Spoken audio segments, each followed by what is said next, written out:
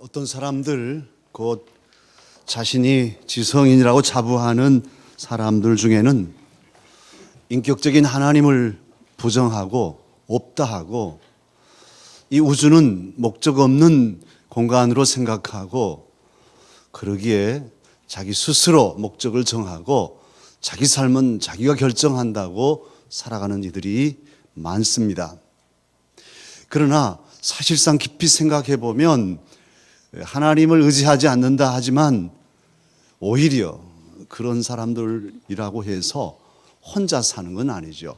오히려 사람에게 의지하고 사람의 도움이 없이는 어떤 사람도 혼자는 살 수 없습니다.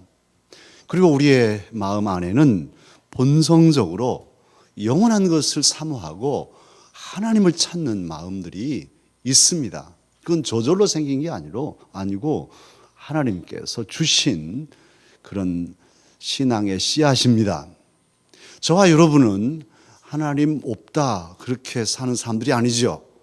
하나님의 말씀은 선포하셨지요. 어리석은 사람은 하나님이 없다 하느니라.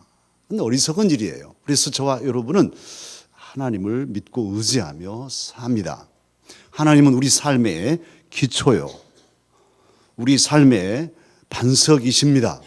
또한 우리가 인생을 다 살고 난 후에는 결국 돌아갈 때 이제 우리가 가야 할 마지막 초소, 아버지 하나님의 품이 바로 우리의 고향입니다. 이렇게 하나님을 의지하고 사는 저와 여러분인데요, 오늘 성경에 보면 하나님을 의지하지 않고 하나님을 도외시한 왕이 있었고 하나님을 잘 의지한 왕이 있었습니다. 이스라엘 왕 열왕기에 제일 초대 왕이 사울 왕이죠. 사울은 그가 왕위에 오르기 직전까지는 하나님을 의지하고 겸손한 그런 사람이었어요. 그러나 왕위에 오르고 왕권이 강화되면서는 언제인지 모르게 자만에 빠지고 하나님을 소홀히 여기고, 심지어 자기는 베냐민 지파인데 레위 지파도 아닌데 제사를 주관한다든지, 또 하나님이 엄정하게 명령하신 일들을 자기 판단으로 왜곡시키고 자기 좋을 대로 해놓고 변명하고, 이런 모습을 보이다가 하나님께서 버리시죠. 하나님의 영이 떠나고 악한 영이 들어오니까 사울은 정말 비참한 말년을 보냅니다. 불안하고 모든 게 원망스럽고 분노의 감정에 휩쓸려 살다가 결국 길보아 전투에서 사망하죠. 그런데 오늘 본문에 나오는 다윗은 다릅니다. 2대 왕이지만은 다윗 왕조의 시조인 이 다윗은 목동 출신이었으나 어려서부터 하나님을 경외하는 그런 사람으로 자랍니다. 무수한 고난과 시련을 겪으면서도 하나님을 꼭 붙잡고 하나님을 의지하고 성공하죠. 출세하죠. 사실은 유다 지파 이세 8번째 아들임에도 그가 이스라엘의 왕이 됐어요. 그것도 쪼개졌던 나라가 하나 되는 통일의 왕조를 이루게 됐습니다. 얼마나 기쁠 일입니까? 그리고 나라가 평안해졌어요. 왕권이 강화됐습니다. 이때쯤 되면은 이제 잘못될 수 있잖아요. 대부분 이렇게 되면 내가 이렇게 했는데 하고 자기 기념비를 세운다든지, 또 살짝이 다른 곳에 마음을 두고 방탕하기 십상인데, 다윗은 한결같습니다. 다윗의 위대한 점은 오히려 그렇게 왕이 되고 나라가 평안할 때일수록 그는 하나님을 생각합니다. 오늘 본문 1절에 나라가 평안해졌습니다. 그런데 2절에는 다윗은 생각합니다. 나는 이렇게 좋은 집에서 사는데 여호와의 임재의 초소인 언약궤는 휘장 가운데 있도다. 천막을 쳐놓고 그 안에 있으니 내 마음이 불편하다.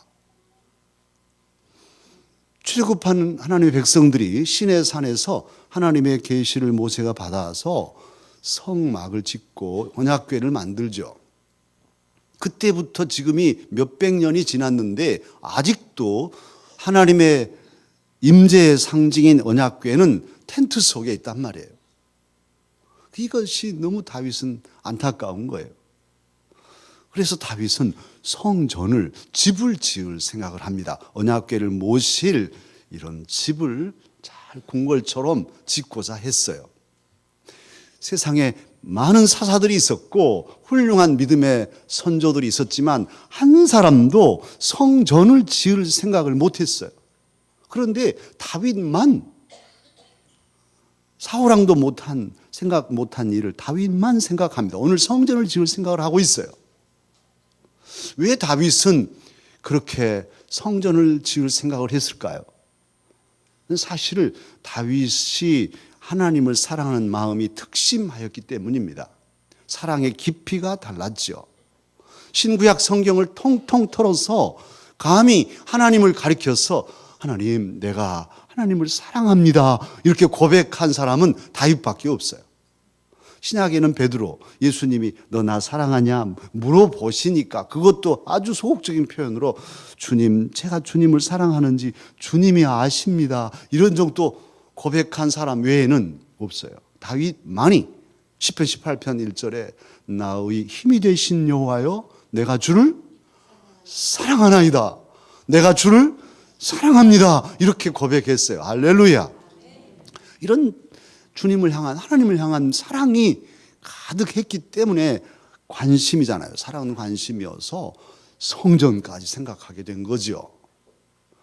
이런 다윗에 대해서 오늘 본문 말씀을 쭉 문맥으로 보면은 어떻게 보면 하나님이 다윗을 꾸짖고 있는 것처럼도 보여요. 그러나 그렇지 않습니다. 열왕기상 8장 18절에 보면 솔로몬이 다시금 이 역사를 되새기면서 하는 말씀 가운데 하나님이 다윗에게 하신 말씀이 있어요. 다윗, 내가 나의 이름을 위하여 성전을 건축할 마음이 있으니 이 마음이 너에게 있는 것이 좋도다. 그 마지막 부분을 공동 번역은 기특하다, 이렇게 표현하고 있어요. 그러니까 다윗이 성전을 지으려고 하는 마음을 가진 이걸 하나님 보시고 참 우리 다윗 기특하다, 아무도 생각 못한 걸 너는 그렇게 생각했니? 고맙다, 이렇게 말씀하신 거예요. 하나님 눈에 든 것이죠. 그런데 이게 웬일입니까?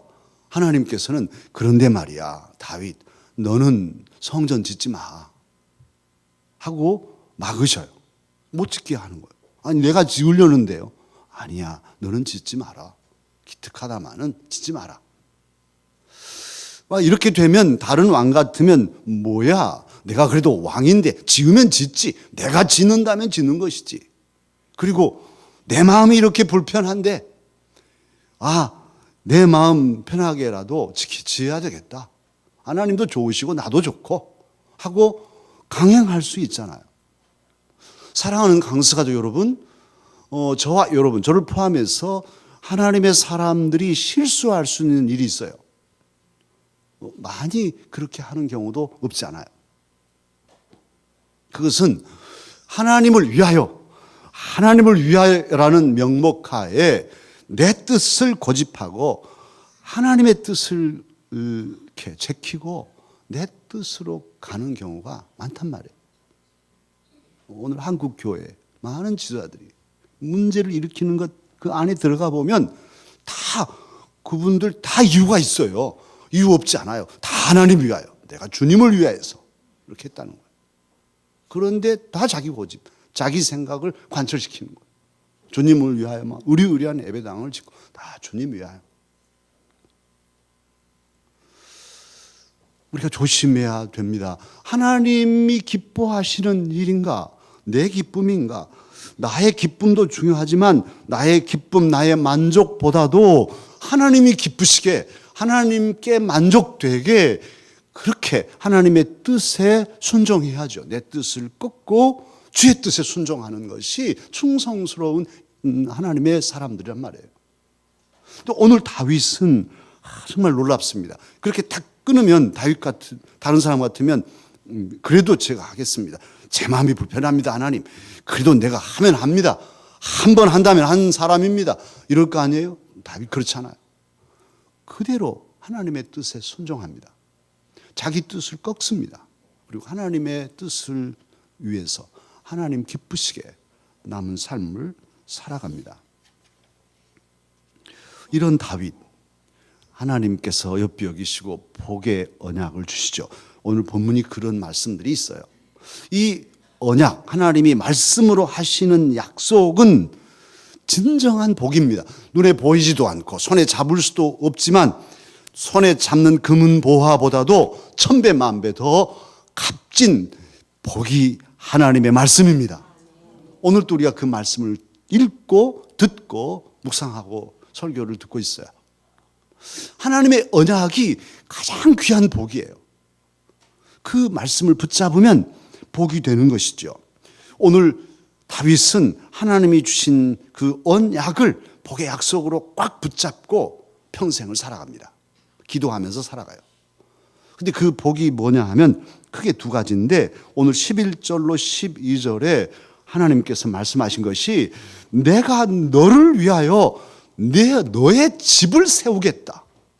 아니 다윗이 하나님의 집을 세우려고 했더니 하나님 말씀하셔요. 아니야, 너는 내 집 짓지 마라. 내가 너를 위해서 너의 집을 지어줄게. 그렇게 말씀하시는 거예요. 이것은 뭐 다윗의 궁전을 지어준다는 말씀이라기보다는 다윗의 가문을 융성하게 하시겠다는 말씀이죠. 그리고 그 가문에서 왕들이 이렇게 나가게 하시겠다는 그런 말씀이죠.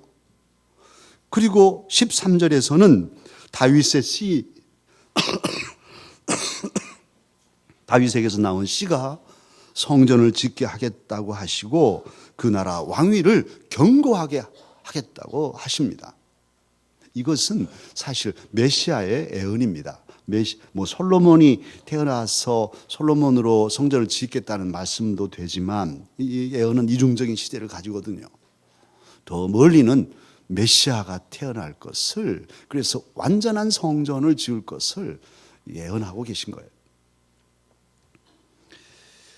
하나님의 말씀 언약은 이제 다윗의 가슴에 새겨져서 다윗이 품고 살 새 꿈이 되었습니다. 다윗은 자기가 계획하고 자기가 생각한 꿈을 버리고 하나님 말씀에 순종해서 하나님이 주신 그 꿈을 자신의 꿈으로 믿고 간직하고 살았습니다. 다윗은 작은 그림을 그렸지만은 하나님은 원대한 꿈, 영원한 꿈을 그려주셨습니다. 그래서 그것을 가지고 이제 다윗은 새로운 삶을 왕으로서 출발하게 된 것입니다. 지금까지는 자기 꿈을 이루려고 애를 썼다면 이제부터는 하나님이 계시하신 나단 선지를 통해서 말씀해 주신 그 언약을 붙잡고 기도하면서 그 언약을 이루기 위하여 준비하는 삶을 살아갑니다. 이제 우리가 이 성경을 새벽에 쭉 새벽 기도에 한 장씩 읽어왔잖아요. 근데 사무엘하 7장 지나고 8장 들어가면 전쟁들이 일어나요. 막 많은 전쟁들이 일어나서 승승장구합니다. 다윗은 백전백승합니다. 그리고 그 전쟁에 나가는 것은 사실은 왕일지라도 목숨을 거는 일이잖아요. 아무리 전쟁에 이길지라도 고대 전쟁에서는 어떻게 화살이 날아와서 왕이 살해당할 수도 있는 그런 위기의 상황들을 전면에 서서 통제하면서 전쟁을 치르는데, 전쟁에서 이기면 다윗은 뭘 하냐 하면 거기에서 전리품들, 금, 은, 놋 이런 전리품들을 다 모아가지고 다 갖다가 하나님께 드립니다. 하나님께 드렸다고 돼 있어요.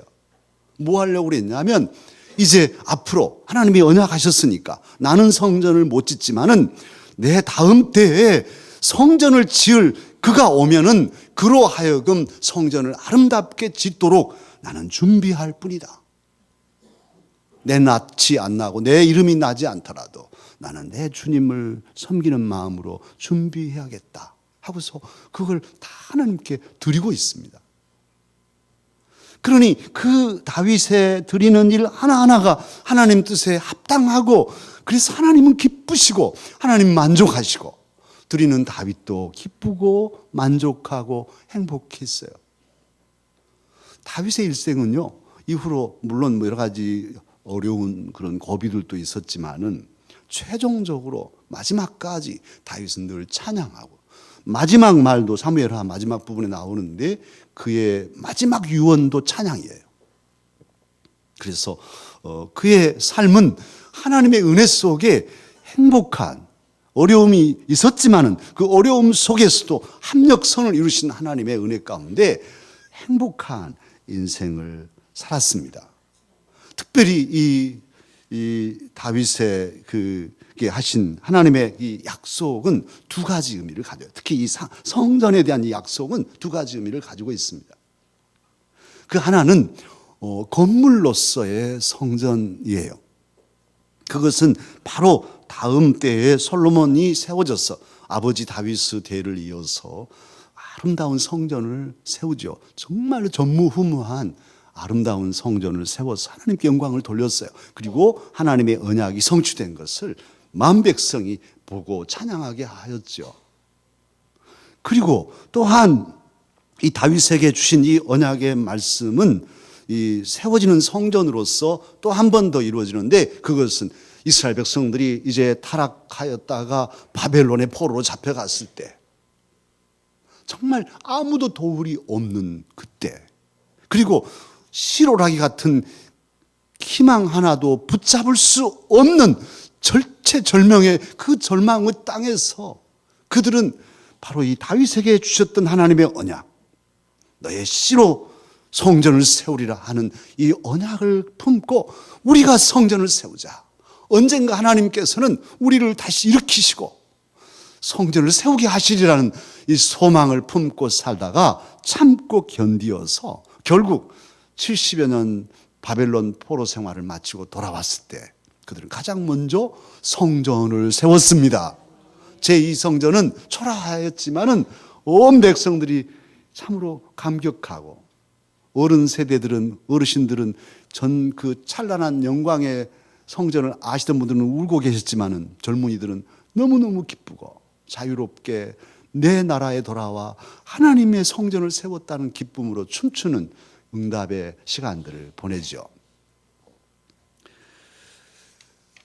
이제 또한 오늘 다윗에게 하나님이 말씀하신 이 성전의 두 번째 의미는 건물로서 성전이라기보다는 메시아의 애언이라는 말씀입니다. 특별히 참으로 온 인류의 구원자로서 영원한 성전으로 우리에게 오신 예수 그리스도를 가리키는 그런 애언입니다. 이 말씀은 예수님이 오심으로써 성취되었지요. 오늘 하나님께서는 다윗 너의 왕위를 영원히 견고하게 하리라 그렇게 말씀하셨는데, 사실상 다윗의 왕조는 바벨론이 쳐들어왔을 때 끝납니다. 다윗의 유다지파 다윗의 후손들의 최후 왕은 누구냐 하면 시드기야 왕이에요. 그 시드기야 왕은 자기가 보는 앞에서 왕자들이 죽임을 당하고 자기 자식들이 눈에 뻔히 뜨고 자기 자식들이 죽는 것을 봐요. 그리고 자기도 바벨론 군인들에 의해서 눈알이 뽑히고 볼 수도 없게 되고, 그리고 바벨론으로 포로로 쇠사슬에 묶여서 끌려가고 맙니다. 그것으로 끝나는 거예요. 다윗의 왕조는 그것으로 끝났어요. 그러면 하나님의 약속은 어디 갔나요? 영원하리라던 다윗의 왕조는 끝났습니까? 그렇지 않아요. 바로 그 왕조는 예수 그리스도께서 오심으로 유다지파 다윗의 그 족보를 타고 예수님께서 오셔서 왕이 되심으로써 이제 하나님의 언약은 성취되었습니다. 예수님은 오셔서 말씀하시죠. 너희들이 성전을 헐라. 그러면 3일 만에 지으리라. 그것은 당신의 몸을 가리키신 것이었죠. 죽음도 이기시는 부활하여서 승리하실 성전 되심을 증거했고, 그 예수님 부활 승천하셔서 하늘 보좌에 오르셨는데, 계시록 21장 22절에 보면 요한 사도가 천국을 보고 기록한 말씀에 뭐라고 했냐면, 하늘나라에는, 천국에는 성전이 없으니 전능자와 어린 양이 성전이심이로다. 예수님께서 성전이신 거예요. 할렐루야. 이 영원한 성전이 이제 우리에게 오셨고 또 앞으로도 우리에게 오실 것입니다. 참으로 저와 여러분은 어떠합니까? 저와 여러분, 이제 대림절 네 번째 주일을 보내는 저와 여러분의 삶은 어떻습니까? 저와 여러분도 인생의 길을 나름대로 꿈을 가지고 살아왔어요. 지금도 꿈을 품고 열심으로 달려가신 분들이 있죠. 그리고 참으로 놀라운 성취를 이룬 그런 우리 가족들도 있어요. 또 앞으로도 이루려고 하는 분도 있고. 그런데 아무리 여러 가지 꿈을 가지고 있고 이루고 있다 할지라도 정말 중요한 꿈, 하나님이 주신 꿈이 없다면 우리의 인생은 허망한 것이에요. 특별히 예수 그리스도, 우리에게 오신다는, 주신다는 이 예수 그리스도를 가슴에 품는 이 꿈이 없다면 우리가 이루는 모든 것이 다 물거품이 될 수 있어요. 예수님 없는 성공은 모래 위에 지은 집입니다. 예수 그리스도는 우리의 반석이신데 그분을 삶의 기초로 삼지 않는 모든 것들은 어느 한순간에 다 무너지게 될 것입니다. 예수님 없는 꿈은 그러기에 참으로 복된 꿈이 아닐 수 있단 말이에요. 예수님 안에서 모든 것을 꿈꿀 때 그 모든 것이 다 아름다운 열매로 맺혀지게 될 것입니다. 그러기에 오늘 이 시간 대림절 마지막 주일에 저와 여러분 다윗에게 주셨던 하나님의 언약 말씀을 믿음으로 내게 주신, 그리고 내 후손들에게 주신 약속으로 받으십시다. 늘 말씀드리지만 하나님의 말씀은 믿고 받으면 나에게 주신 말씀입니다. 근데 이건 뭐 옛날 다윗 얘기인데요. 그러면 다윗 얘기 되고 마는 것이죠. 그러나 다윗에게 하신 말씀을 기록하시고 오늘 읽게 하시고 또 설교케 하신 까닭은 2013년에 내년 50주년을 맞이하는 우리 강사족들에게 하나님께서 이런 복을 주시겠다는 거예요. 믿으면 다윗의 언약이 저와 여러분에게 주신 언약이 될 것입니다. 오늘 본문에 나오는 다윗은 메시아의 언약도 아직 오시지 않았죠. 까마득히 먼 미래에 오실 메시아인데도 다윗은 믿고 품고 기쁨으로 은혜로 살았습니다. 참으로 감사와 찬양으로 살았어요. 아직 오지 않는 메시아도 그렇게 믿고 살았거늘 저와 여러분은 이미 오셨다 가셨잖아요. 그리고 다시 오실 메시아를 그리면서 가슴에 품고 꿈꾸면서 살아가야 되지 않겠습니까? 훨씬 더 우리가 더 유리한 그런 입장에 있습니다. 예수님께서 우리에게 오시면, 또 이미 오셨지만 또 앞으로도 우리에게 오시면 우리는 놀라운 은혜를 경험하게 될 것입니다. 예수님이 저와 여러분의 삶 속에 역사하시면 우리의 생각이 바뀝니다. 인생의 가치관이 바뀌어요. 우선 순위가 달라지고 우리의 생활 습관이 고쳐지고 인생의 목적이 반듯하게 세워지고 우리의 영이 새로워지니 늘 감사요. 또 영원한 하나님의 나라를 바라보며 사니 그의 삶이 참으로 하나님 앞에서나 사람 앞에서 복되지 않을 수 없는 것입니다.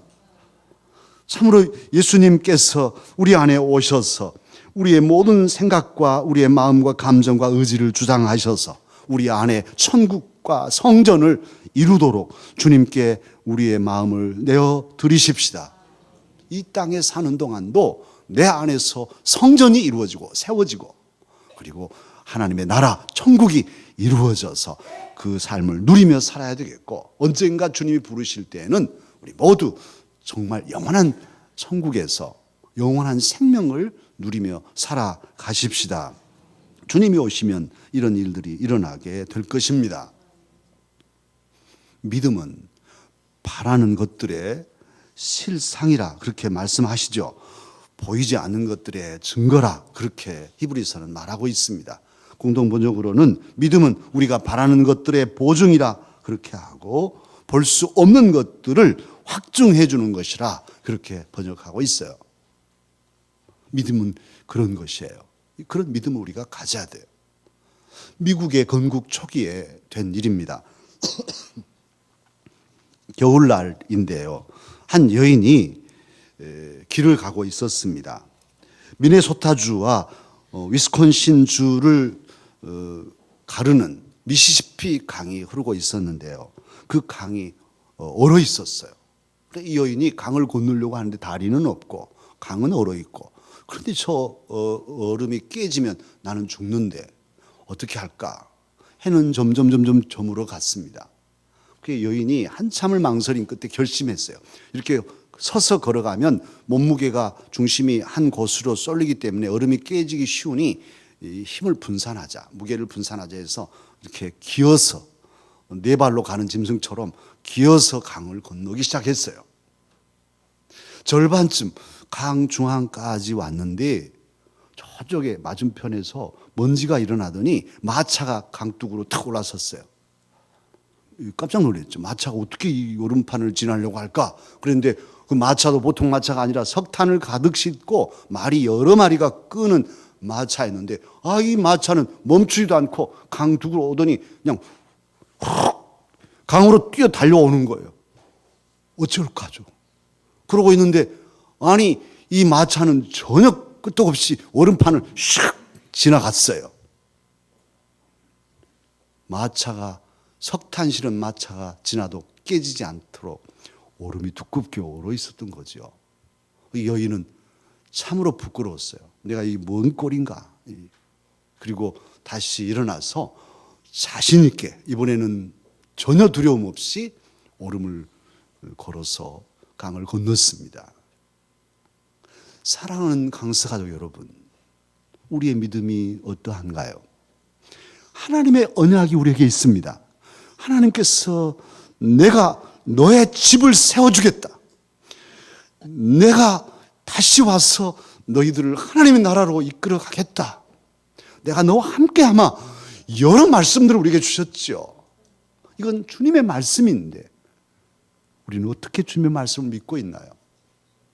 하나님의 언약은, 하나님이 하신 말씀은 1m 두께의 얼음보다도 1000배, 10,000배 더 단단하고 확실합니다. 그 말씀 우리는 믿지 못하고 흔들리고 불안하고 의심한다면 어리석은 사람이죠. 이제 우리는 다 같이 일어나서 정말 마음을 여미고 하나님이 주신 언약의 말씀을 꽉 붙잡고 두려움 없이 얼음판을 마차가 뒤져도 깨지지 않을 하나님의 언약의 그 말씀을 확신하면서 그 얼음판을 걸어가는 믿음의 사람들이 되십시다. 다윗의 언약을 품고 나아갈 때에 주님께서 말씀하신 내가 너의 집을 세워주겠다. 우리 자녀 손들을 이 말씀을 붙잡고 기도할 때, 축복할 때 이루어 주실 거예요. 우리 가문들을 빛나는 가문들로 세워주실 것입니다. 또한 주님이 우리에게 오셔서 우리 안에 우리 삶에 아름다운 성전을 세워 이루어 주실 것입니다. 오늘 다윗은요, 이 주신 말씀을 꽉 붙잡고 이 사무엘하 7장 29절에서 기도합니다. 하나님이 이 말씀을 내게 주셨으니 내가 기도할 마음이 생겼습니다. 그러면서 기도합니다. 주 여호와께서 말씀하셨사오니 주의 종의 집이 영원히 복을 받게 하옵소서. 이 기도를 다윗은 드렸는데 이 기도가 응답되죠. 저와 여러분도 말씀을 믿음으로 붙잡고 축복하며 이 성탄절을 보내고 이 한 해도 보내고 새해를 소망으로 기쁨으로 맞이하십시다. 하나님께서는 우리의 집을 세워주시고 복되게 하여 주실 것입니다. 기도하겠습니다.